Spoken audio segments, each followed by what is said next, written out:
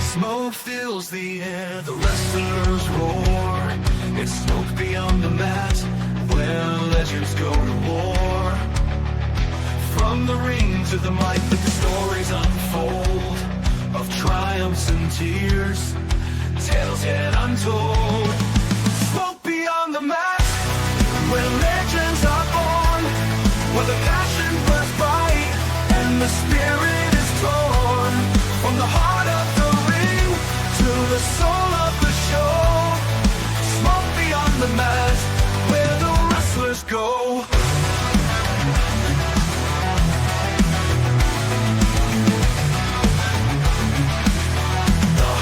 Take the stage with wit and charm. They guide us through the chaos, keeping us warm. From old school icons to rising stars, they share their journeys, leaving lasting scars. Smoke beyond the mat, where legends are born, where the passion burns bright and the spirit is torn. From the heart of the the soul of the show, smoke beyond the mat, where the wrestlers go.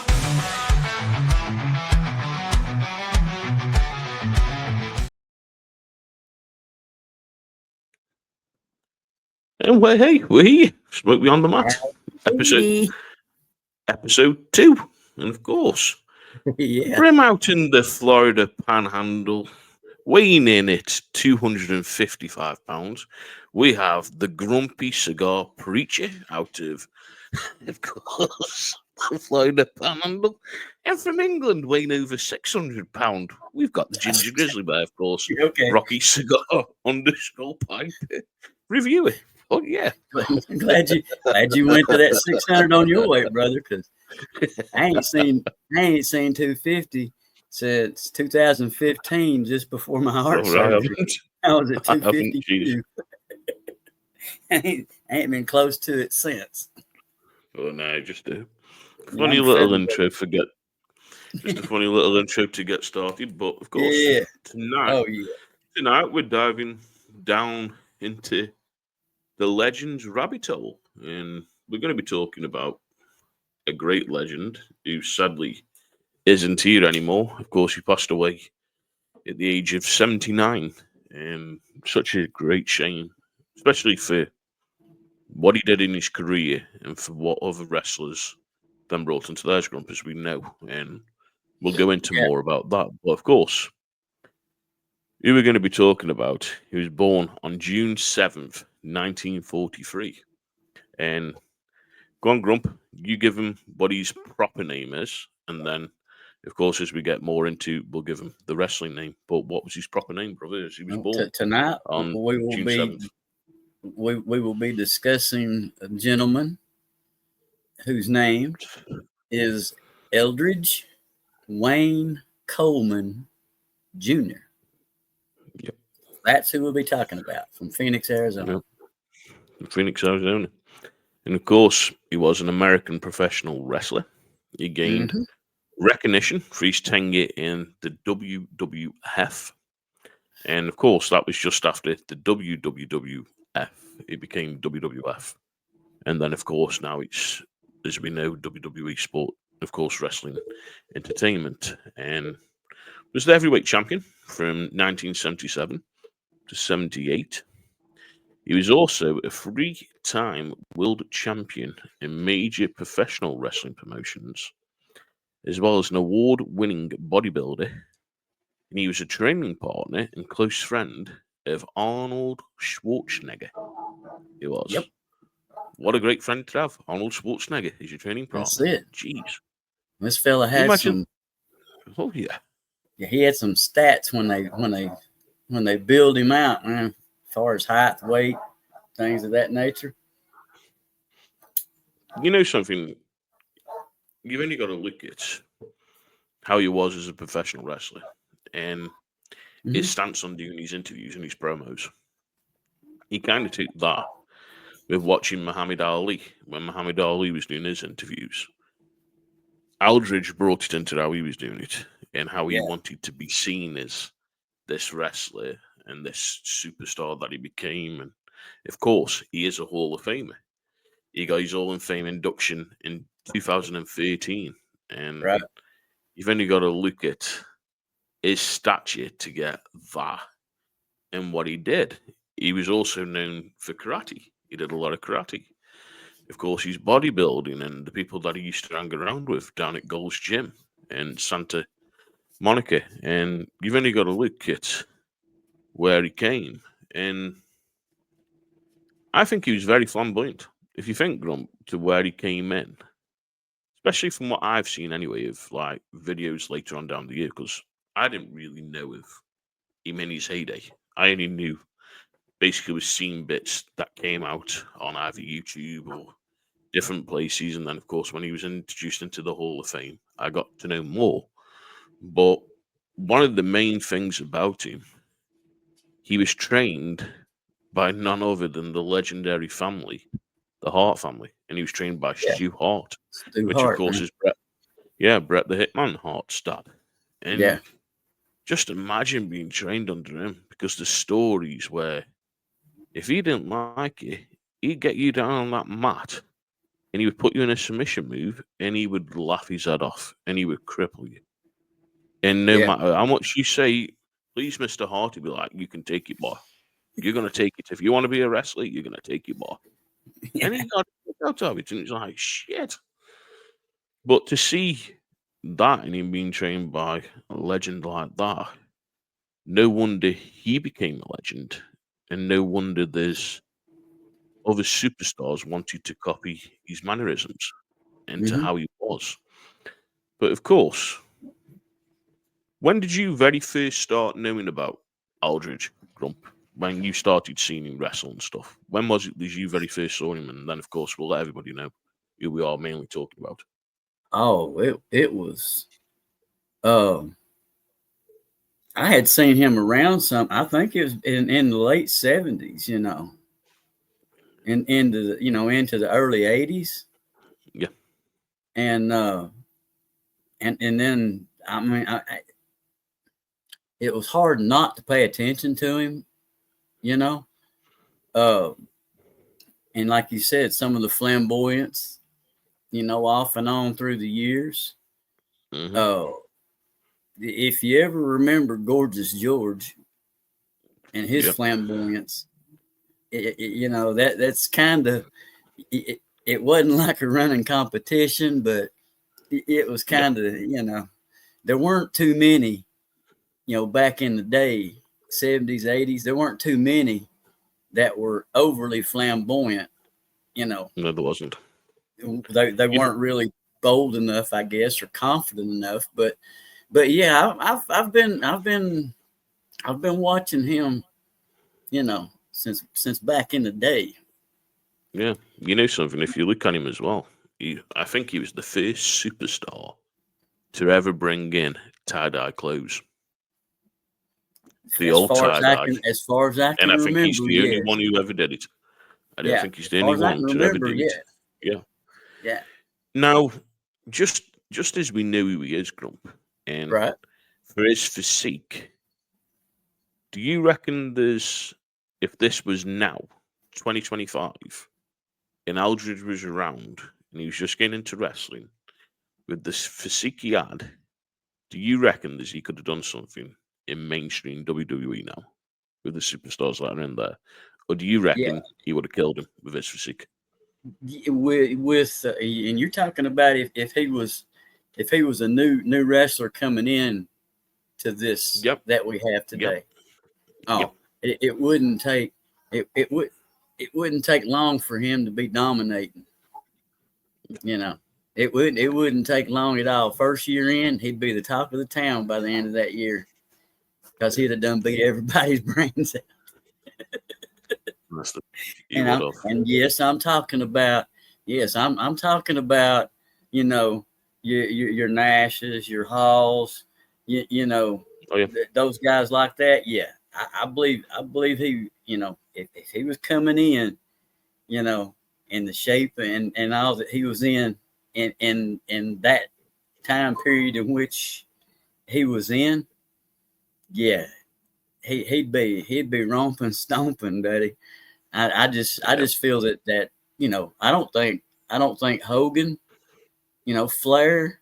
I'd love to have seen, of course. I think Hogan. Didn't Hogan have a match or two with him, or did he ever get to face him? I'm not too sure. Which I can't. I I can find can't out. Like I say, honestly remember. yeah, I know where Hogan got most of his mannerisms from different things, and Yeah, of course, who we're talking about tonight is none other than the living legend himself, who, of course, like we said, sadly passed away, and that is none other than, if it comes up on the screen, which there it is. he's there, superstar Billy Graham, of course, the ex WWF heavyweight champion, and like we say, he sadly passed away, of course, in December 2013, and what a superstar he was. Just even seeing him there on that picture. Yeah, Muscles, the muscle physique, the long blonde hair, the tie-dye tights and everything. No wonder people looked up to him and wanted to be superstar Billy Graham. You've only got to look at the likes of Jesse Ventura and then look at yeah, the likes of Hulk Hogan. Hulk Hogan's mannerisms of some of the struts and different things that he did led from watching superstar Billy Graham, the same as Jesse Ventura. Jesse Ventura copied some of Billy Star Graham. And you've only got to look then later on down the line, different superstars that came out. And as we know, of course, he wrestled. He was billed, of course, from Paradise Valley in Arizona. He was 6'4". right. He weighed 275 pounds, and didn't have a very good. He didn't have a very good childhood, did he? Growing up, his dad used to like hitting him and stuff with a belt and everything, and his mum was a little bit handy as well. And of course, it is documented as his physique. His dad was very jealous of his physique, and of course, his dad had often beat him. Very jealous of how his son was. So one day, of course, Billy yanked the leather strap from his father's fingers. And his mother also hit him with a brick on the head because he was too big to hit anything else. But Coleman, of course, superstar Billy Graham, he attended North High School, where he was a track and field star. He was a shot put champion, and he also dabbled in amateur and professional boxing, participating in the 1959 Golden Gloves. So when you think of that, he went from boxing, did shot put, doing some really major league sports, to then he used to play for the Atlantic Coast Football League in 1966. He was a member of the Oakland Raiders of the American Football League in 1967. And then he also played in a game in 1969. Then he was out of Canadian Football League's Calgary Stampeders. And then he was traded to Montreal, where he played. And then he played for the Vegas Cowboys of the Continental Football League in 1969. And then he also worked as a debt collector and, of course, as a bouncer. So just there on that career before he came into wrestling, Grump, geez, he lived a life, didn't he? If you think of it, from that to Yeah, then, stepping from doing all that, because yep. There's a this is lot the going thing, on. like we said, many superstars that have either come from doing either NFL or American football, as we would say, boxing, maybe mixed martial arts. It's a leap in movement then to come into professional wrestling and get yourself into that professional wrestling route. Now, do you reckon, Hmm. because of having that stature, that look about him, you reckon that was the selling thing of him being a superstar? Because he was training down at Gold's Gym, he got the physique, he got the moves, he looked big and strong. It was something that they wanted to have. Or do you reckon it was just a spur of the moment thing, and they thought, you know what, we'll give the guy a chance. What do you reckon on that? Because to me, I reckon they saw the look of him, found out his background, and went, well, he's been trained by Stewart. Yeah, we'll have him because he's going to really suit what we need in this professional wrestling. What do you reckon? Well, when you look back at the older, well, they're legends and elderly and everything else now, but back when these guys, a lot of them were in their heyday. I mean, if you remember, there wasn't a whole lot of wrestlers that carried that kind of physique. A lot of them weren't bodybuilding. A lot of them weren't in the gym 3-4 times a week. A lot of them wasn't all cut and ripped. A lot of them looked a lot like some of your blue collar workers, man. I mean, of course, most of what I came up on was in East Tennessee, which was Southeastern and Georgia Championship and the East Coast, Atlantic Coast and different things like that. And a lot of those guys did actually work other jobs, and they were wrestling because back then, the money wasn't good enough that they were, making a living on that alone. So most of them had to work. So here he comes along, looking like Adonis, sculptured out of steel or something. Yep. And being trained by Stu Hart, didn't hurt him any. As far as them making a decision to take a chance on him and see what he can do, that didn't hurt him at all. Yeah. That's the thing. No, that's the thing. You know something? The only reason Stewart was mentioned was Bob Lewick, and he was also, of course, a football player for Montreal that he met, and he was asking, and of course, Bob Lewick said to him, "Why don't you get into wrestling?" And he suggested Stewart to him, of course, about Stampede Wrestling Promotions. So, of course, this was in '69 as he was talking to Stewart and everything. So he trained, of course, in the Hart Dungeon in Calgary before debuting, and he only took a year in wrestling. So it took him a year in training to become a professional wrestler. Because on January 16th, 1970, he had a match with Dan Crofat, I think it is, Krofat, Crofat, I think it is. And of course, after wrestling briefly under the real name, Coleman, travelled back to the United States in May, wrestled for a few months with Dr. Jerry Graham, and also Brick Darrow and Rick Calhill, Ron Pritchard in Arizona before he and Jerry joined the National Wrestling Alliance, the NWA. And don't we know about the NWA? A lot of stuff. Mm-hmm. So of course, that was in Los Angeles, the NWA promotion. Right. And that was run by, of course, Mike Libal. And he was in a tag team the following August. He changed his ring name then, of course, to Billy Graham. As a tribute to the famous evangelist of the same name, Jerry, who also told him to dye his hair blonde with a bottle of bloody hell, Clairol.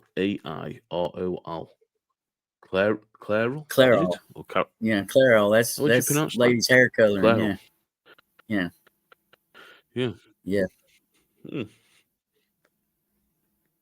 Yep, that's hair dye. First time I've ever heard it. Bleach, whatever you want to do with it. It is. Yeah, and then while wrestling for Championship Wrestling from Florida, the name served both as an in-ring name to make him the K-Fab, which younger brother of Jerry and of the other Graham brothers, Eddie and Luke.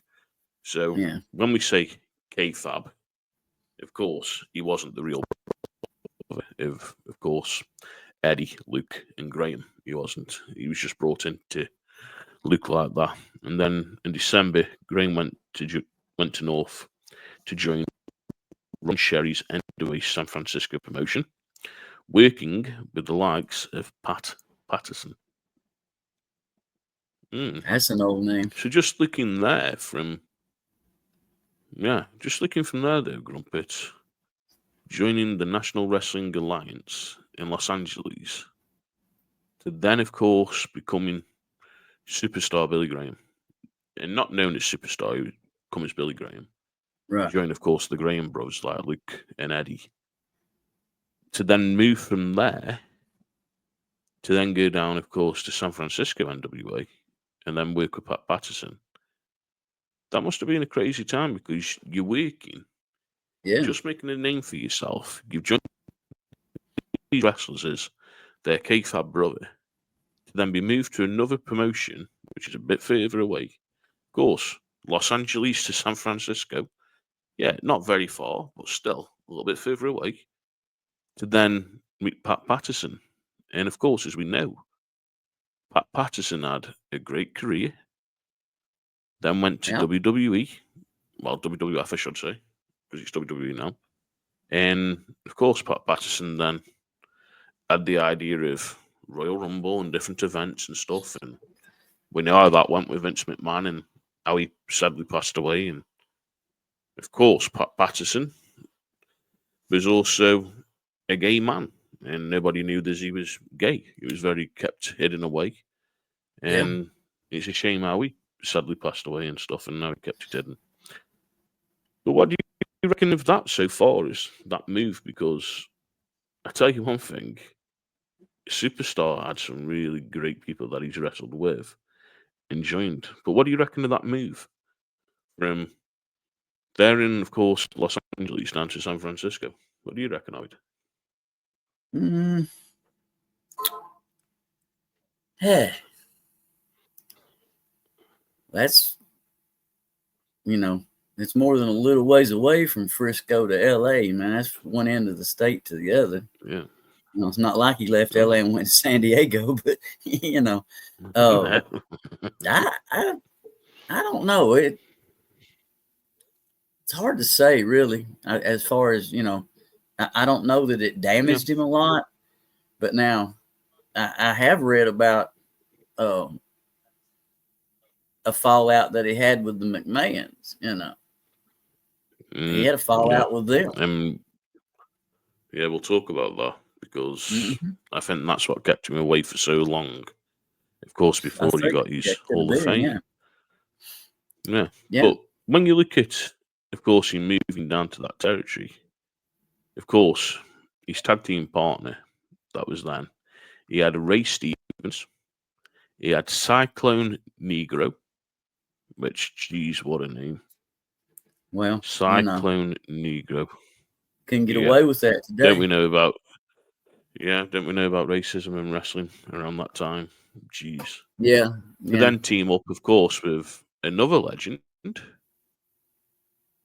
Dwayne The Rock Johnson, grandfather, High Chief Peter Maivia. Jeez. So, of course, he joined them. Graham, for nearly a 2-year run in Central California, inducted a stint in wrestling in Hawaii. Well, of course, as we know, them islands, the Maivia family were running the wrestling promotions and stuff out of them, and had some really big names when you think of it that were coming out. So, of course, he wrestled in Hawaii in February to March of 1972. It was during his California period that Graham developed a new aspect for his character. Before a match, he would stage an arm wrestling competition, encouraging public challenges to his title of arm wrestling champion of the world. You're gonna go and deal bodybuilder that's got big 24-inch pythons, as they're called, and you're gonna go and have an arm wrestling competition with him. Yeah, see you later. I know I'm losing this one. I'm probably gonna end up with a broken hand or broken arm. Jeez. Yeah. But yeah. Yeah, that But I you've only wouldn't got to sit look at down at some of that the table. people. No, you've only got to look at some of the people that he wrestled and feuded with. So, of course, during his time in AWA, he feuded with the Crusher, the Bruiser, Wahoo McDaniel, of course, Billy Robinson, of course, Ivan Koloff, which, of course, we know the Koloff and how Yeah, they were, of course, the Russians and stuff, and how they brought that. Jeez, some of the gimmicks yeah, they had. they And then, of course, he later became, yeah, he later became a tag team champion. And then by that time, Graham was iterating into his performance not only arm wrestling competitions, but also weightlifting challenges,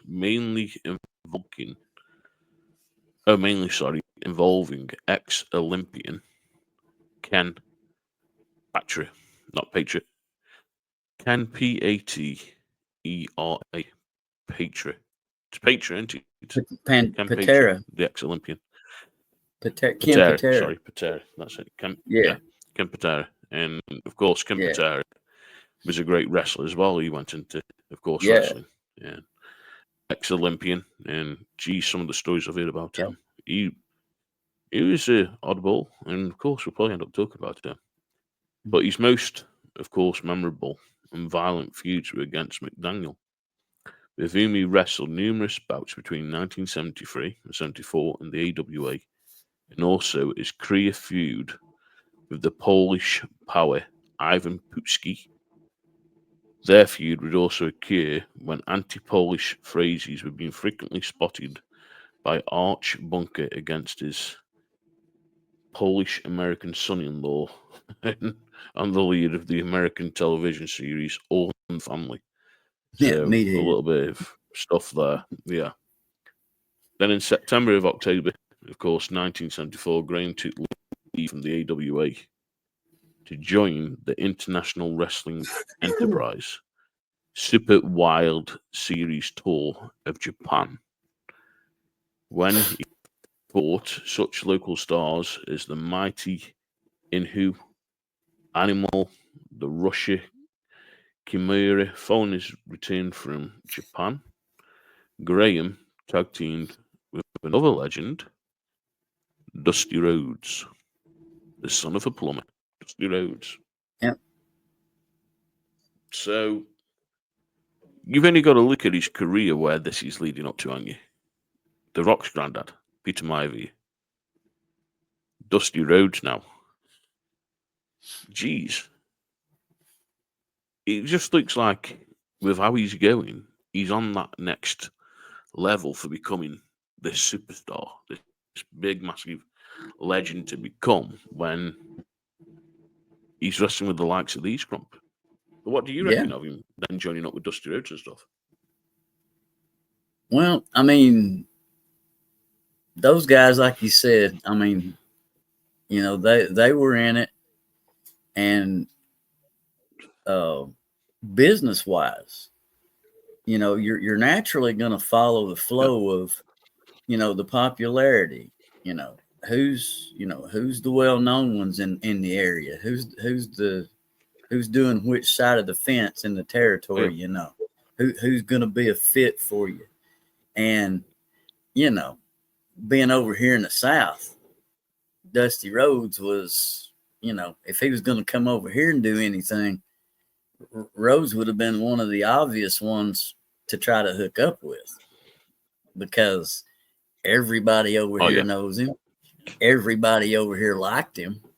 So that was if Rhodes is going to team with him and partner with him, then he must be a pretty cool cat. He must be all right.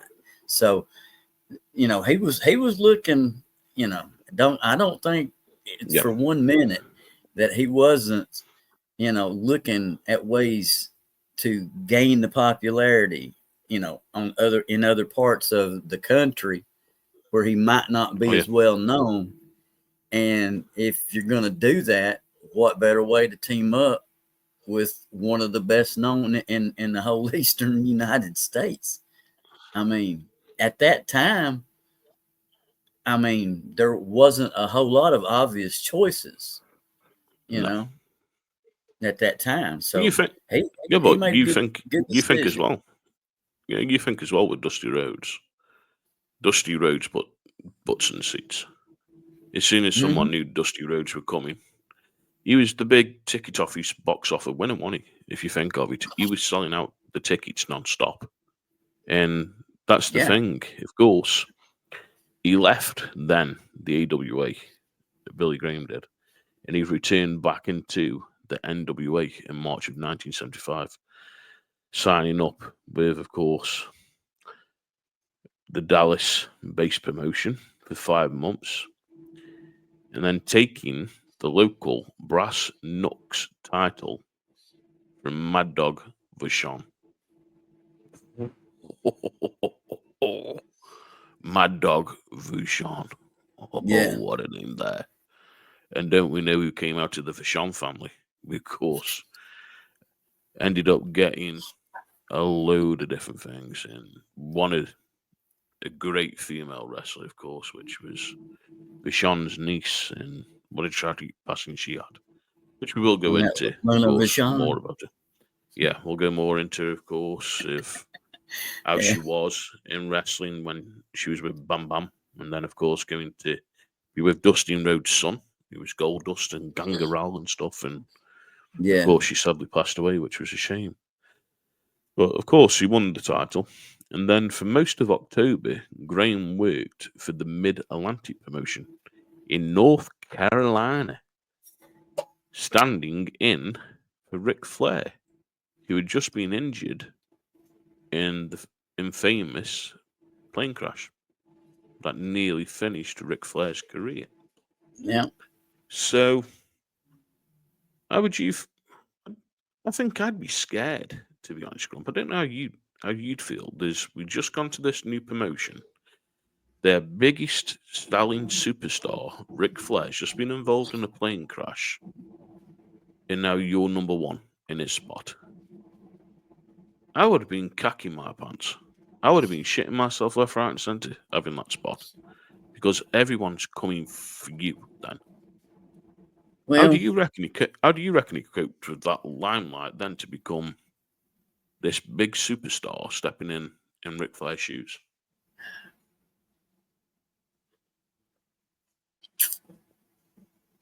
that is where he gained all that.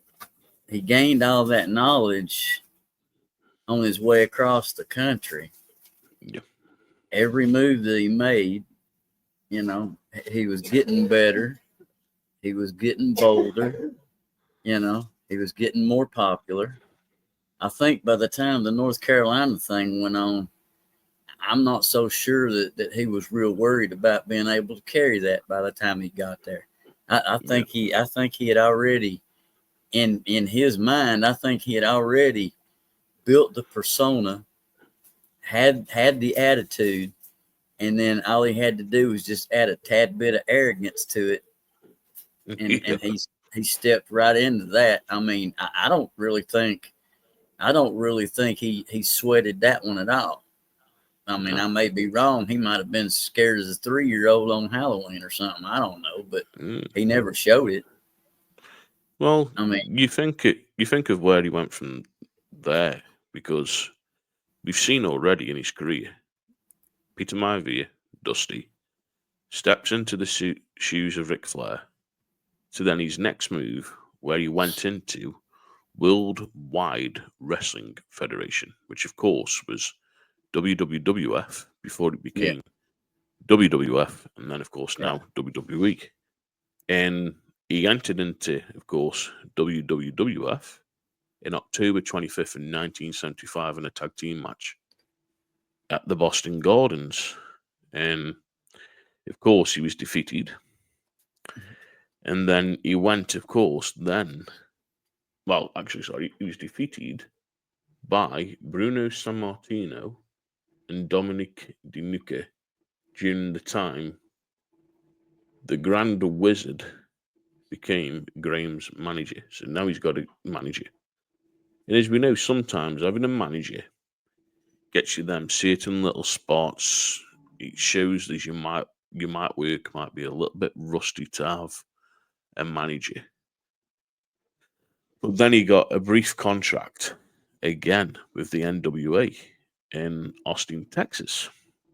So he followed from there in June to August 1976. After that, Graham went on a second tour of Japan, this time accompanied by Ivan Koloff, and he feuded with Antonio Inoki, which, of course, big Japanese superstar. You look at Inoki with what he got to what he started in Japan and different things, and wrestled the likes of Hulk Hogan and different things, and he was the guy to go to. He was. So after returning then to America, Graham and Koloff made an unsuccessful attempt to launch their own wrestling promotion in South California. So in November, on the invitation of Dusty Rhodes, so having a great friend again, Graham joined the NWA promotion in Florida. Then he was beating Rhodes for the Florida heavyweight title in November 22nd at the West Palm Beach Auditorium. He then worked a period including occasional visits to St. Louis, Missouri, where he took on NWA heavyweight champion. And our next person who we'll be talking about the week after, Harley Race. There you go. So just looking there, he takes on none other than Harley Race. Jeez. Yeah. Yeah. Yeah. There's a funny story about Harley Race. The Undertaker tells it. So the Undertaker had just come in, and he goes, "So what's your finisher, boy?" And he goes, "Oh, I'm gonna be doing, of course, the Tombstone." So he's there and he's smoking on his cigarette, and he goes, "Get our kick out of it."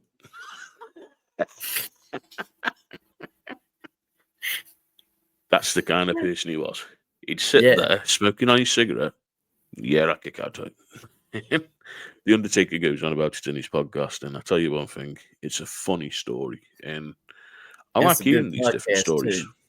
Yeah, it is a good podcast. It is, man. Of course, things they talk about. We know, of course, Billy Graham then went back to the WWF in 1977 up until 1978. So he's doing really short runs in WWF. Yeah. For a year, and then traveling back to Japan and different things. So this time, Graham defeated Bruno Sammartino. And of course, as of the picture that we showed, he became the heavyweight champion on April 30th, 1977, in Baltimore, Maryland.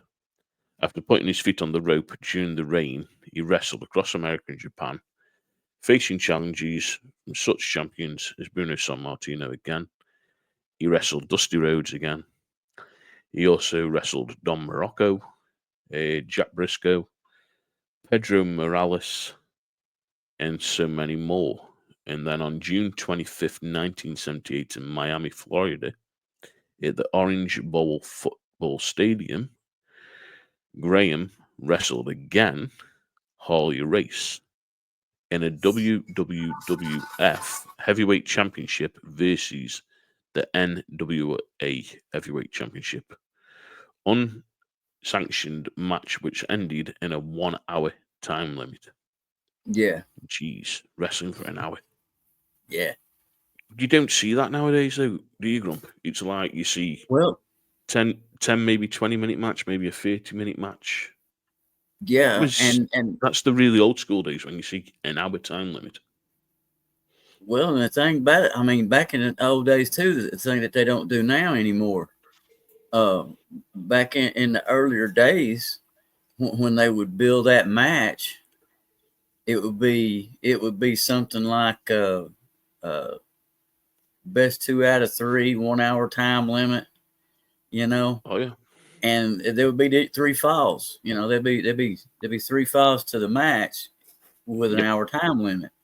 So one guy could get, pin his opponent, and that's one for him. And that guy pin him back, that's one for him. So then you got a one fall each. You're doing a tiebreaker, and the hour time limit runs out, ends in tie. But They what don't you do used to that find, today. no, but what you used to find as well, Grump, with this is we know you'd have, say, your very first warm up match. So, say, for instance, Harley race, Billy. Harley wins. Then they'll have the second one, which of course Graham would win. Then they'd have the third one. So this could be a matter of months where they've been leading up to this 1 hour match and stuff as a tiebreaker finisher. And like you said, of course, in a no falls counts stuff, you wouldn't be voted out. You wouldn't get, of course, the ref going up to the 10 count and different things. Also, it would be the first of 3 falls and stuff like that, or an Ironman. Basically, you go as long as you can, and if you've got like 10 points and the other one's got like 5 within that time limit, bang, you'd win. So we know he went from there and had that. Of course, Graham then eventually lost the title to Bob Backlund. I never liked that fucking dumbass with the chicken wing. I would have rather chipped him out the chicken wing. He never sold me. He never sold to me. No, I was never a Backlund fan. He just, it was like he was odd from all the rest of them or something. Just, I don't know. It's kind of like, he stuck out kind of like Regal, only in a different way, But you know something? Bob Backlund's the only person to ever do the club challenge that the Iron Sheik used to do on TV, where he'd put the Persian clubs up and spin them. Bob Backlund's the only one to ever do it. Really? Yeah, and I saw a video. They were doing the Legends, where they were kind of getting all the Legends artifacts to put back into the WWE headquarters so you could go and see them at the different events. And Sarge Slaughter was there, and they went to Bob Backlund's.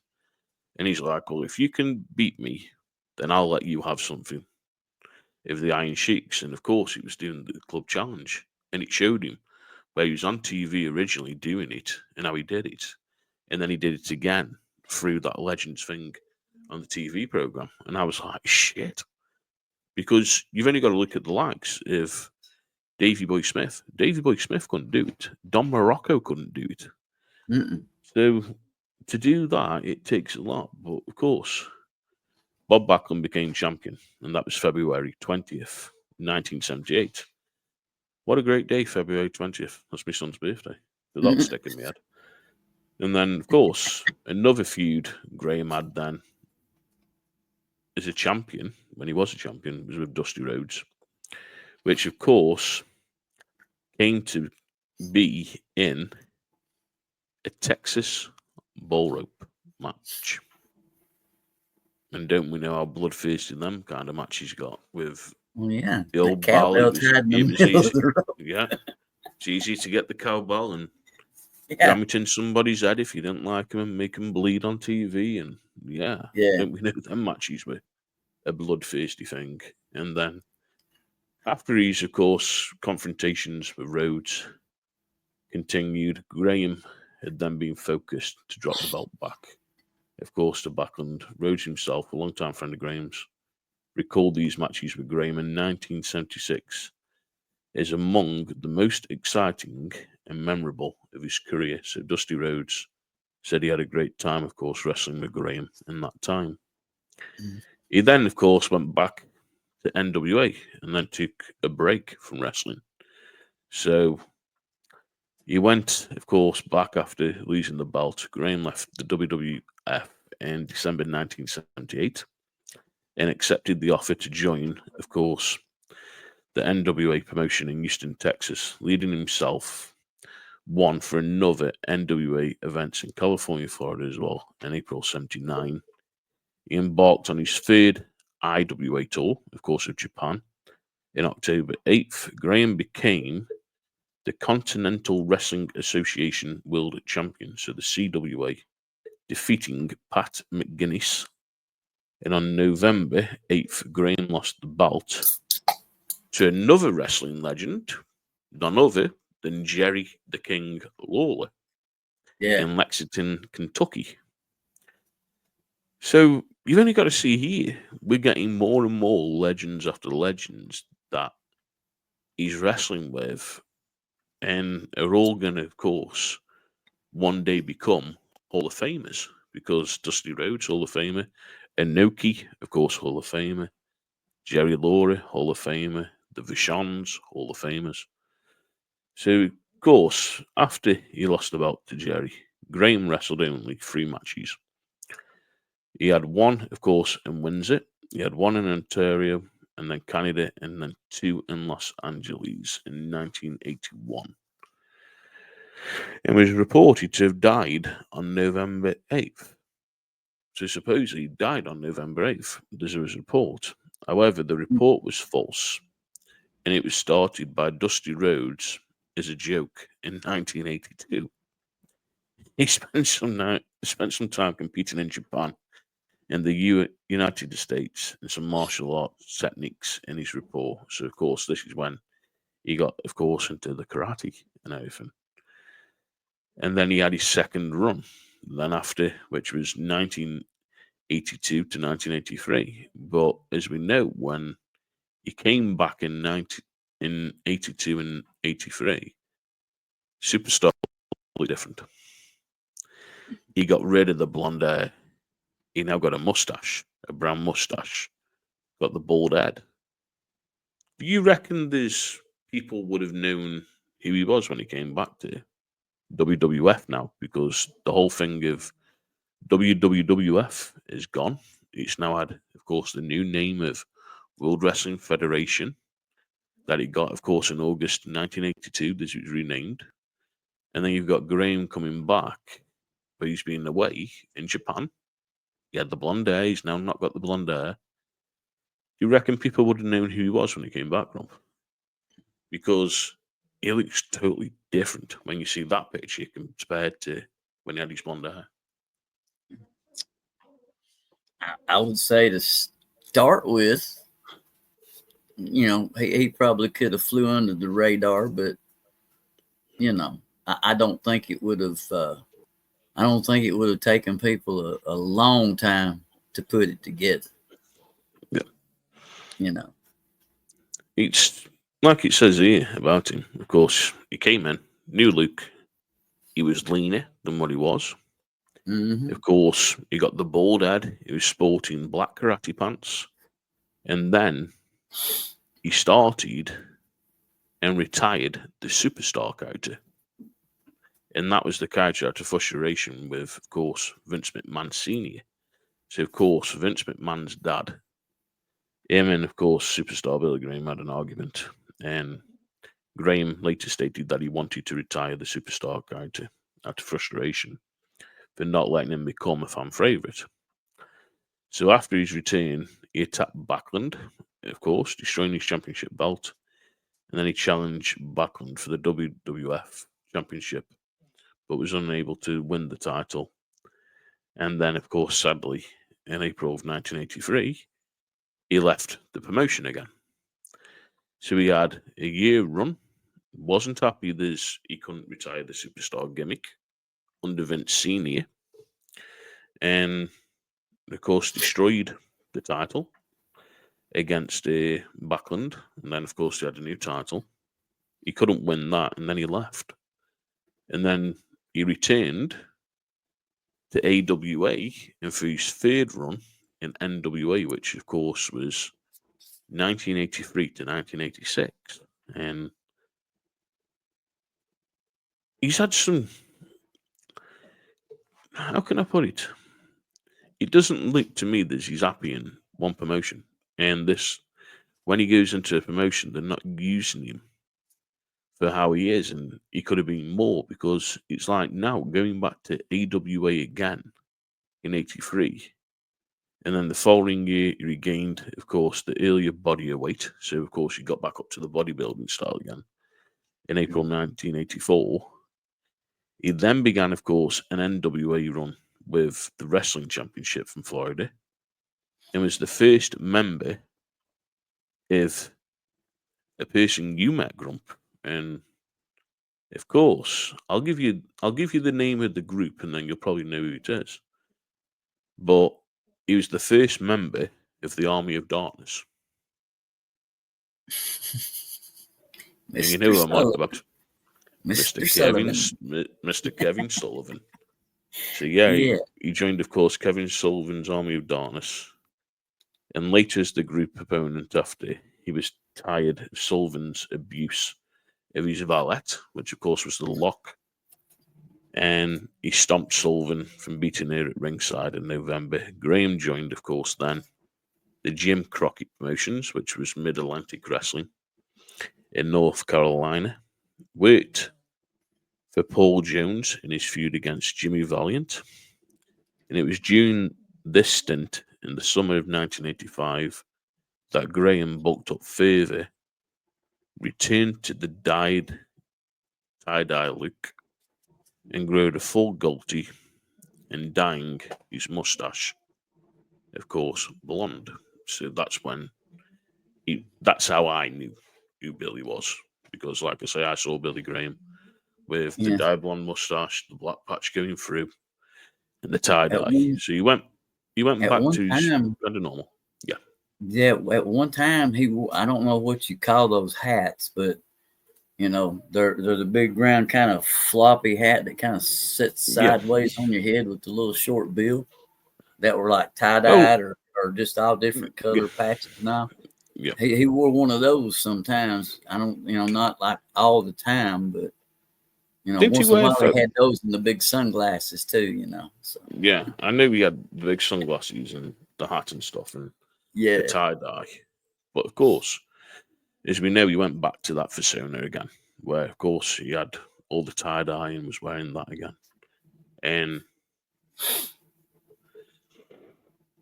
he took another return. So this was, of course, 86 to 89, and this was his third run with WWF. So Graham, of course, returned to WWF one more time in June of 1986. Now he was a fan favourite, and after a few appearances, it was diagnosed in April that he required a hip replacement. So the footage of Graham's hip replacement surgery was shown on WWF TV on April 27th as a means of promoting his comeback. Geez, I wouldn't like somebody to be watching me having my hip done, and it'd be posted on national television. Yeah. So of course, he made his return back in ring in 1987, but the spraying on his hip and ankles proved to be too much. And on October 27th, the one-man gang supposedly retired him from active competition permanently with a running splash on the concrete floor, and Graham's win over Butch Reed in the Sextant aired on November 14th, 1987. An episode of Superstars, Don Morocco came to Graham's aid, and Graham, of course, became Morocco's manager.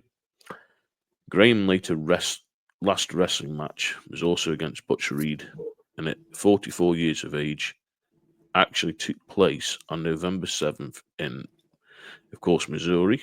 Over the next year, in between bouts of surgery, Graham worked for the WWF as a commentator. So, of course, he would commentate on the matches. And then he had his fourth run, where he came back, of course, into WWF. And this is where I got to know who Superstar Billy Graham was. But what do you think about that, Diz? He had the surgery to then be retired, to then be Don Morocco's manager, to then go to be a commentator. I think that's a very hard thing. You're an active competing wrestler to then be sidelined and out of it, to then sit at a chair doing commentary. And you've got to look at the likes who went on commentary from wrestling. You had Roddy Piper, of course. You had Macho Man Randy Savage. We had Mr. Perfect. Of course, Gorilla Monsoon, biggest wrestler going. He became commentary. And then, of course, you've only got to look at the commentary team. And it's how I always remember my childhood, to be honest, Crump. It was Gorilla Monsoon, of course, Jesse Ventura, then, of course, Gorilla, and you got, of course, Bobby Heenan, and used to take the wet out of one another. Then, of course, you'd see Mean Gene on the mic interviewing people. That's what I grew up with. And then, of Yeah. course, Vince McMahon joining that commentary table and stuff. But I think that must have been a really hard fit for him to being an active wrestler Yeah. to then go into commentary. What do you reckon he felt? What do you reckon this would Well, have felt like doing that? it's well, like I said, it's a hard thing to get sidelined, you know, in anything you're doing. Don't matter what your career is. It when that's what you know, and you know that's your main livelihood, and you get sidelined, you know that messes with your head. Now, somebody of his stature in the business, uh, yeah, messed with his head, but I think a lot of the path he took after that, going into commentary and things of that nature, I think a lot. Well, it was to keep from sitting idle and letting it just eat his head, you know, eat his brain up, and it kept him involved. It kept him active, and you know, he was, even though he was in commentary, you know, he was still a relevant piece of the business. You know, he was Oh yeah, still and involved. He wasn't completely out, but no, knocked down a peg or two, and you know, yeah. depressed about it and all, I'm sure. But it kept You him, got you to know, be going you got to into be in training the commentary lads kept as well, him aren't you? relevant. Yeah, Huh? you got to be in keeping. You got to be in keeping with the lads as well, and probably telling the lads of Yeah, how they could critique the matches. Now, when we yeah. started the show, I will apologise. I cocked up. It wasn't 2013 when he was inducted into the Hall of Fame. It was March 14th, 2004 when he was inducted into the Hall of Fame. So All this, of right. course, was his third run. And like it says, of course, Graham was inducted into the Hall of Fame in 2004, the night before WrestleMania XX. And by then, the World Heavyweight Champion, which of course being Triple H, which of course now Triple H is brand ambassador and working, of course, for the promotion. And at this year's WrestleMania in Las Vegas, Triple H is going to be the first inductee of the Hall of Fame. So, of course, he won a Hall of Famer ring being in the group of DX, but Triple H is going to get one for his own wrestling career. So that was announced over the last couple of days. So well done to Triple H on getting that. So, of course, Graham then helped inspire. Well, he helped to inspire Triple H to become a professional wrestler. Graham later sold his WWE Hall of Famer ring, which this is where it gets crazy. So he sold his ring to get anti-rejection medication to help treat his liver transplant. It makes you wonder when you're a big superstar like you are, and you've got all this money. Eventually, where they're making a lot of money, Yeah. you have to sell his Hall of Famer ring to go and get the medication he needed for his liver transplant. Mm-hmm. And this is one of the biggest pet peeves of mine in wrestling, Grunt, because we've Yeah. seen it with the I, likes I, of Jake the Snake. We've seen it with the likes, of course, of Kamala. Kamala, of course, black African American wrestler. He wasn't from the Ugandan jungles and all the rest. He was from Alabama. Nice little that was his. nice, good old country boy and everything. That's it, man. And developed diabetes, had his first leg taken, and then got diabetes in his other leg and lost him. And sadly, he passed away. And WWE didn't give him no help or anything And, for his and medication. And you think at the years he put into that federation with wrestling the likes of Hulk Hogan, exactly. The Undertaker, and stuff, it's one of my biggest pet peeves. So, of course, after that, 7 months later, Graham joined WWE on a swing of 9 television events where he was interviewed by Jonathan Coachman, which, of course, is now on ESPN's channel doing some sports interviews, before performing a skint which ended with Coachman getting knocked out on February 25th, 2005, Graham appeared at another live event and was again interviewed by Coachman before knocking him out. 3 days later, Graham appeared on Raw, where he encountered the legend killer, Randy Orton, which, of course, Bob Orton's son. And Orton was making a name for himself then because he would give him an RKO. So he RK'd, of course, Graham. He RK'd, of course, Jake the Snake. And this was all leading up to Randy Orton facing The Undertaker at WrestleMania. So, of course, he had that with Randy and everything. Then on October 3rd of WWE Homecoming, Graham participated in a Legends ceremony with the 24 other WWE legends. On January 23rd, 2006 episode of Raw, he promoted his book and DVD, which was Graham's Parting Ways with WWE in 2009. So he left, of course, in 2009 from WWE. So 2009 up to 2015, we don't hear nothing of Superstar Billy Graham. So career's washed up.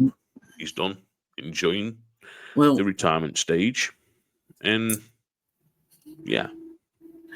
Yeah, I think there was another falling out that that probably nixed him getting mentioned a whole lot in those latter years. And that was the one that come up in the early 90s, the riff with the McMahons. Well, in the 90s, if you think of it, the whole steroid trial. That was it. The Dr. Zahorian, they convicted Dr. Zahorian. Well, the thing about it, Graham spoke, didn't he? Yeah, Graham opened his mouth. And Vince Jr. Yep. had admitted to using steroids. And then in 94, they turned around and nailed him for distribution. Yep. Nailed him for distribution. And so there's no wonder, and then now you look at the most recent thing that Vince Jr.'s wrapped up in. The sex scandal and everything. Yeah. So, I mean, there was no wonder that they didn't mention Billy Graham very much. Yeah, it's a big case, but in November 2015, up until, of course, his passing and everything. So in 2015, Graham announced that he signed a Legends contract, a long-term deal to make infrequent and non-wrestling appearances in a Facebook post. So he signed a renewal 5-year contract in 2021. So, of course, if he hadn't passed away, we'd still see him on TV. He'd show up, of course, at different wrestling events and put his hand up. Right. Just like, of course, the last one where we saw Hacksaw Jim Duggan, $1 Million Man Ted DiBiase and stuff. But when you look at his legacy, and we'll go then down into this with, of course, the steroid trial. People that copied the whole thing of Superstar, you got, of course, Ric Flair, who started doing a lot of his mannerisms. You got Austin Idol. Another one of your favourite wrestlers, Grump, Stone Cold Steve Austin, had the long blonde hair, the tie-dye when he was in when he left WCW to go into ECW. You got, of course, Scott Steiner, one of the Steiner brothers, with his goatee and the black stripe. He copied Triple H. And then, of course, Hulk Hogan. Hulk Hogan. And then, of course, Jesse. And then, of course, Jesse, the Body Ventura himself. And like we know, Graham was famous for his characterisms of how he was. The use of the word brother, which, of course, we use brother. And Hulk Hogan, yeah, brother. Yeah, brother. Eat your vitamins, brother. And that's all we ever heard out of him, man. in his promos referring to other commentators or fellow wrestlers. And then, of course, the stems from background attending to, of course, his meetings and stuff, where everybody referred to each other as brother or sister and stuff. That's how, of course, they got it. And Yeah. Graham, of course, use of word caught on, and that's, of course, what he did. Then he launched, of course, young athletes. He lectured young athletes on the dangers of steroids. And his Yeah. autobiography, Tangled Ropes, was released by WWE on January 10th, 2006. Of course, his DVD was then released. And then he was also on the 20 Years Too Soon, the Superstar Billy Garham story. He also had his DVD in 2013 and different things. But when we go to, of course, the early 1990s, of course, the US federal agents were investigating, of course, the doctor over, of course, the whole thing of steroids. And the physician has been dispensing anabolic steroids and other drugs to wrestlers and WWF events. In 1991, Dr. Savorian was convicted under the U.S. Federal Anti-Drug Abuse Act of 1988, which prohibited the prescription of steroids and non-therapeutic processes. This led to WWF owner, of course, Vince McMahon Jr., who admitted to being a steroid user himself, being put on trial for the charge of steroid distribution in 1994. The trial concluded with McMahon's, and Acquittal. McMahon got off with it. Yeah, He was acquitted. It was acquitted. Got off with it. Yep. Yeah. So during the time, Graham personally sued Savorian in the WWF, claiming that they had forced him to take steroids to maintain his position in the company. His lawsuit was unsuccessful, partly because he had been using steroids for a decade before his WWF debut. Recalling in the lawsuit on a 2003 episode of WWE Confidential, he attributed his bitterness and claimed that he was an inventor of steroid use in the organization. Graham went on in public awareness campaigns regarding the dangers of steroids during, of course, another show in 1992, and then Graham claimed to have witnessed WWE officials abusing children. So this is where some of this other stuff started coming out.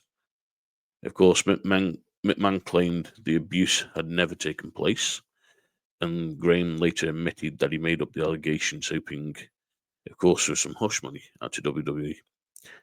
In Graham's autobiography, Graham described making the allegation as being my most shameful moment, and not only in the wrestling profession, but in my life. Graham, of course, wrote an apology to McMahon and received no response until his 2002 liver transplant. 5 years after, of course, he was inducted to the Hall of Fame. Graham was released, of course, from his position in WWE. He sold his Hall of Fame ring on eBay to help for his medical bills and requested the entity removed from the Hall of Fame after Abdullah the Butcher was inducted, complaining that Abdullah had never wrestled in the promotion. So Superstar Billy Garham didn't want to be in the Hall of Fame because Abdullah the Butcher had never wrestled in the promotion. And of course, Abdullah did never wrestle in WWF. He wrestled for WCW, and of course, WWF brought WCW, so they brought World Championship Wrestling, and that's, of course, how they got most of the arcade footage and why Abdullah got put in. Then, of course, he didn't help himself again.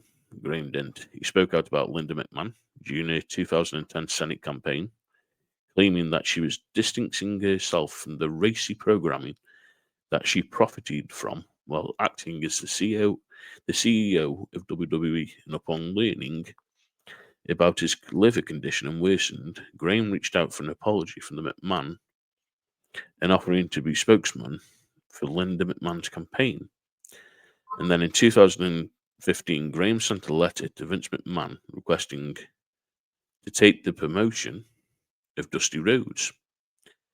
who had recently died. So what he wanted to take over Dusty Rhodes' position at NXT and train the new superstars. Graham received criticism from the fans, of course, on his timing and opportunism. He defended himself, calling the critics evil subhumans, and compared the professional recollection of McMahon to the long-term WWE critique of Bruno Sammartino, who, of course, reconciled with McMahon and was inducted into the Hall of Fame. So, you got to look there. He led a very big life, of course, causing a lot of problems with different things. And he also said he was the one to help Hulk Hogan get into steroids. As he used to, of course, draw up the shot, the steroids, and he used to inject it into Hulk Hogan. And it's known, it's out there in public media. It's been over on YouTube, it's been on Facebook and different places, and also on different wrestling podcasts. Of course, it's a shame that he passed. So he's married, of course, to Shirley Potts. They had a daughter. She was born on June 8th, 1972. She was named after a star he had read about, and of course, the Atlas of the Universe. His son Joey was born on March 18th, 1975. Joey was born, of course, with double pneumonia and an enlarged heart, which was later surgically corrected. And his son's godfather was Dusty Rhodes. And of course, we now know he battled with some serious health conditions, Graham did. So, of course, Graham was hospitalized in July 2010 with liver problems. After that was announced, he probably only ever had 1 year left to live without another liver transplant. Of course, he reserved a brutal spot at the Green Arcus Cemetery in Arizona next to Eddie Guerrero. So he's buried next to Eddie. On March 31 of 2011, the Phoenix News Time reported that the Graham's doctor, Hector Rodriguez Luna, acknowledged that Graham's advanced fibrosis may have been an early. Here we go. It's cirrhosis. Cirrhosis, and that cirrhosis of the liver. Live for 2 more years. Yeah, a drug to help show his hepatitis C and stayed in shape. By 2012, Graham was diagnosed with first-stage liver disease and cirrhosis. Of course, he was hospitalized again with double pneumonia and possible heart failure. He was then re-hospitalized again in 2014. 2016, he was hospitalized again and undergoing a medical procedure. Due to internal bleeding, he went underway with the surgery, and the next day identified the cause of the illness. And then in June 2022, it was announced that he needed to have his toes amputated. And then Graham was hospitalized, of course, in January 2023 as a result of an ear and skull infection that had left him deaf. Wow. By April, the condition had worsened.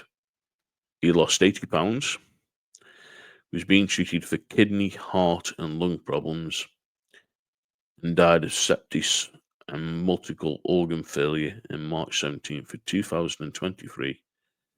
3 weeks short, like you said, Grump, of his 80th birthday. Yeah. After being placed on life support earlier that week. And we lost a superstar. But when you look at that, it's a shame when superstars leave organizations, they get so bitter and they're involved in so much bullshit and crap.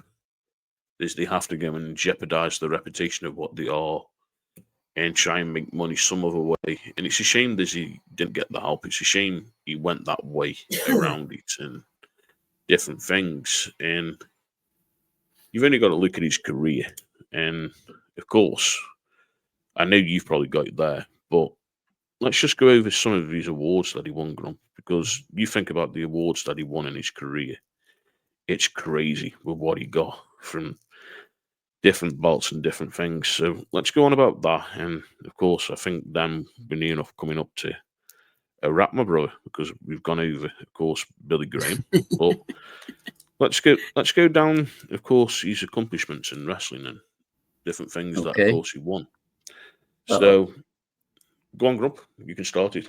Oh, I just wanted to say before we move into that, that I have thought for a long time, and the people running the show, you can't tell me that they don't have the money to do it. But there should be some kind of fund, medical type fund or pool or an insurance or some kind of coverage, for these guys. I mean, you don't have to cover every single injury, but I mean, you look at the guys, who went through what they had to go through to try to stay alive as long as they did, with no insurance help, no medical, nothing from the company, nothing from the business. I think that needs to change. It's been needing to change for a lot of years. But I believe now. Money. I believe now it has, and I know, of course, they've got the rehabilitation things for drug addiction and alcohol addiction. So I know a lot of superstars have been offered that. Right. Medical procedures, if they're under a Legends contract, then they'd get that paid for. I know Jake the Snake, on his operation that he needed on his arm, that was a GoFundMe, and that was done. But I believe, I'm not too sure, but I can find out the information. Of course, we can mention it on next week's episode. Right. I'm sure they do help towards people's operations now and different things, because, as we know, a lot of the superstars from yester era may not have the money anymore, and to still be out there and relevant. Yeah. And it's always the crazy thing. They have to go to the autograph signings. And then, of course, you'll have a picture that's going to cost you $100 for a signature. Or if you want to have a private talk with them, it's going to cost you $1,000 for 30 minutes and stuff like that. Yeah. And I get it. Because you want to be out there, but you know something, their time's not free. And no, it's not. I find that very hard on that one, because I think when we've given you all the money that we've given you over the years with buying your merchandise and different things, come and get a picture off you should be a case of, yeah, it's free. But of course, that's the thing. But yeah, I'll find out more on that information about if they do, of course, the wrestling stuff. But as we know, and I'll start off with a couple of these stuff, and then you can follow me on after. So he won the 50th state big time wrestling, and he became, of course, the NWA Hawaii heavyweight champion. Then, of course, championships from wrestling in Florida. He had the NWA twice. He had the tag team championships once. And then he had, of course, the NWA Southern Heavyweight Championship one time. And then we go from there. And he had the CWA Heavyweight Championship one time. And then, Grump, I'll let you carry on now. International Pro Wrestling. He held the IWA World Heavyweight Championship one time. Yep. The NWA Big Time Wrestling. He was the NWA Brass Knuckles champion, Texas version, 4 times. And then let's see, NWA San Francisco. He was the NWA World Tag Team Champion. Yep. Let's see, with Pat Patterson. Yep. Finish it up. And then, geez, that's just there with championships. And then, of course, his accomplishments that he got, which I wouldn't say these are great accomplishments, and especially in my lifetime. But Pro Wrestling Illustrated gave him the most hated wrestler of the year in 1973. Match of the year, of course, against Bruno Sammartino in 1977. Match of the year 1978 against Bob Backlund. Ranked number 277 of the top 500 singles wrestlers in the PWI years of 2023. Then Pro Wrestling The Week, he was the Wrestler of the Year, and that was June 1st to 6th of 1987. Professional Wrestling Hall of Fame Museum, And he was the class, of course, of 2009, where he won that Hall of Fame. And then Grump, of course, he went into, of course, WWE. So what did he get from WWE, my brother? What did he win from there? Well, let's see here. We have it's the Worldwide Wrestling Federation / Entertainment, the WWF Heavyweight Championship, the WWE Hall of Fame, class of 2004, and the Slammy Award, Hulk Hogan Real American Award, 1987. And then, of course, Observer newsletter. Go ahead, brother. Most washed up wrestler of 1982. Jeez. Yeah. What a thing to say, most washed up wrestler. And then he got Best Pro Wrestling Book of 2006. Yeah. And then I think they were a Wrestling little Observer. premature on that first one. He wasn't quite washed up. No, and then, of course, Wrestling Observer Newsletter, Hall of Fame, class of 1996. But yeah, crazy when you think 79 years in this sports entertainment or professional wrestling. Yeah, okay, we know it's predetermined on the matches and stuff. And right, it's still a danger for what we see, of course, in sports. Oh, but yeah. what we're going to do, we're just going to take a break for a minute, and then we'll be back. So bear with us, and we'll be back in short 2 minutes. We're just going to take a break for a minute, and we'll be back. And of course, we're back. We just need to go for an old boy pee again. So quick tinkle. The beauty of the pause button. Yeah. Jeez. But yeah, you know something, you gotta look at the superstar of 79 years in the wrestling business. And of course people say, is wrestling fake? It's a hard one to say wrestling is fake when you see the amount of damage that the body takes and the things you do to be this superstar. So of course taking the steroids to have the muscles in that kind of lifetime. Of course now there's no superstars that do, because it's against all the sports bodies out there. You can't take steroids, you can't take drugs in the sport. And to see the amount of different wrestlers like Dusty Rhodes, of course, Superstar, with Pete Maivia, Pat Patterson, Luke, the Vachons and stuff, and some major names that he met in Inoki in Japan, and for what his career did. He was a superstar, and you've only got to look. There's superstars that came after Grump, like Hulk Hogan, like Jesse, like, of course, Triple H, Stone Cold, and different ones. He was an innovator, and he was a great wrestler. And like we can say now, if anyone wants to go and check out, of course, who Superstar Billy Graham is, then go on YouTube and check him out. And you can find all the different articles. I found, of course, the picture on prowrestling.com. So I just, of course, went on there and found the picture of him. So I will say thank you for putting the picture on the internet and letting me, of course, find it so I could bring it into this podcast tonight. So thank you. And you know something? Go and watch his matches, because you'll be surprised with what Superstar Billy Graham could do in his matches. Yeah. And how he wrestled. And he didn't do none of the flamboyant over-the-top rope moves like nowadays. This was good old wrestling. And this is why, of course, me and Grump are doing the legend shows. We are. But how do you think tonight's gone, Grump? We're talking about Superstar. I've enjoyed see what you're going to say now, and then we'll say about that as well. You were speaking a minute ago, and people want to know, is it fake? Is it real? Yep.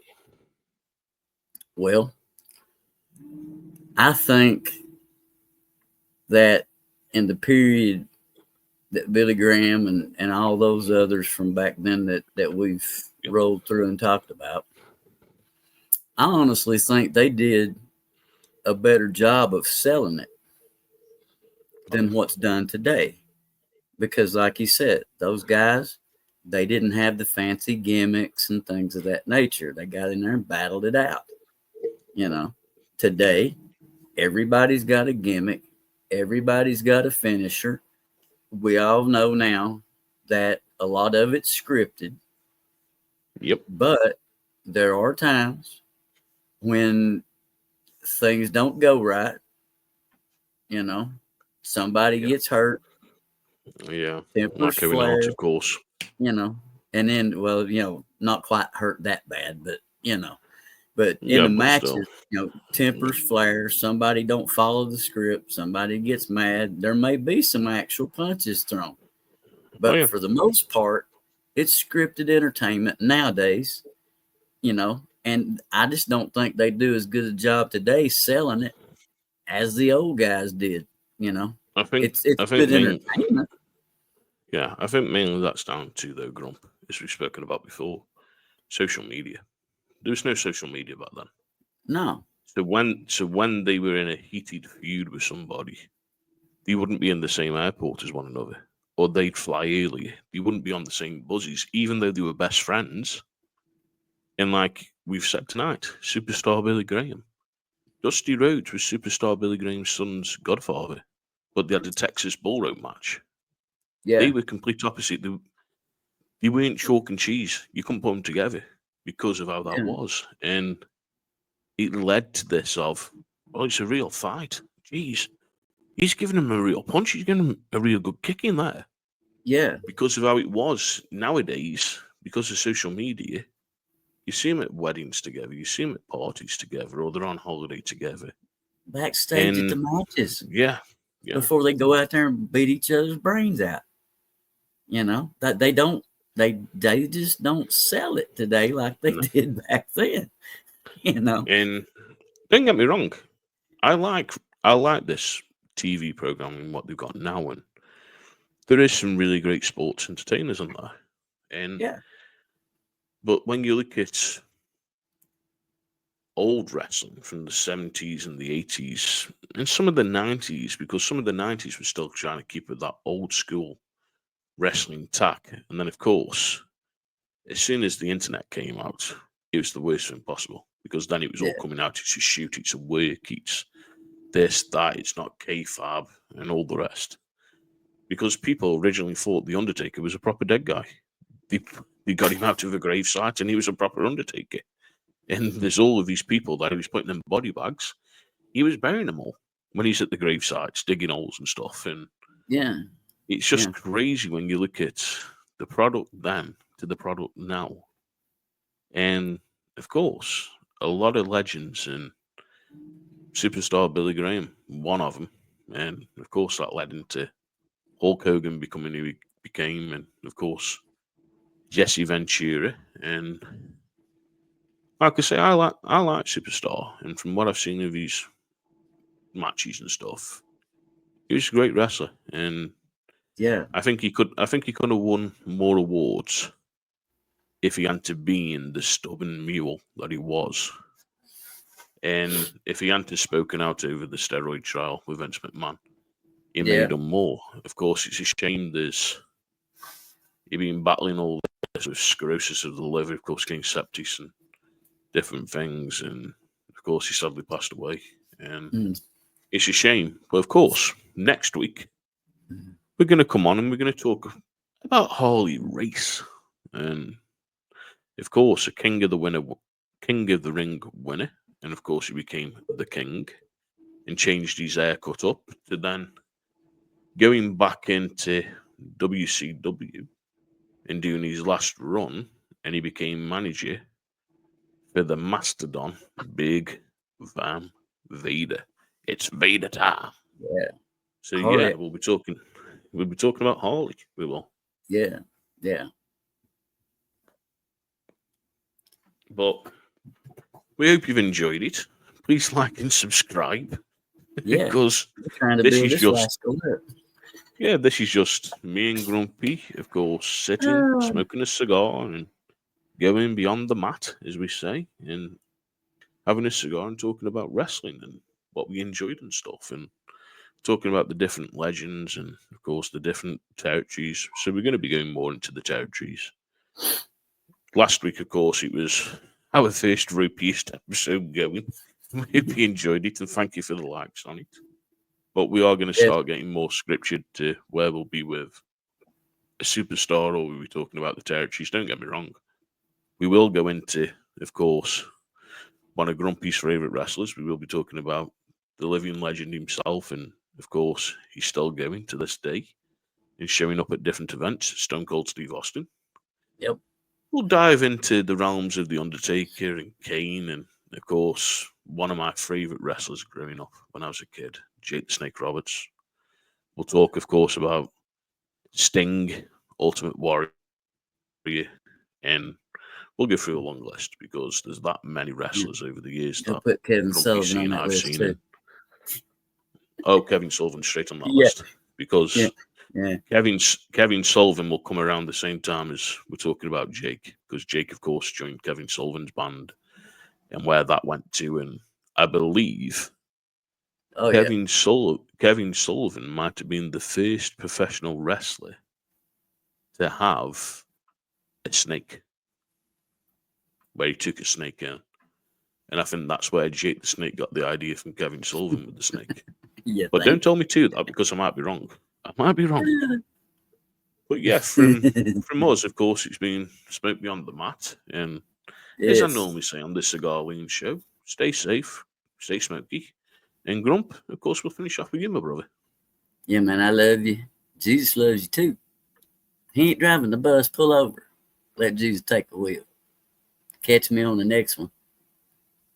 Yeah, and we'll see you, of course, next week. Have a great one, guys, and enjoy. Let's get ready to rumble.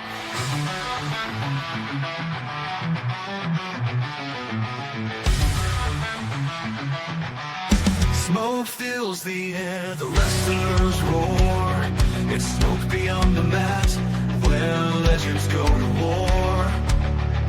From the ring to the mic, the stories unfold of triumphs and tears, tales yet untold.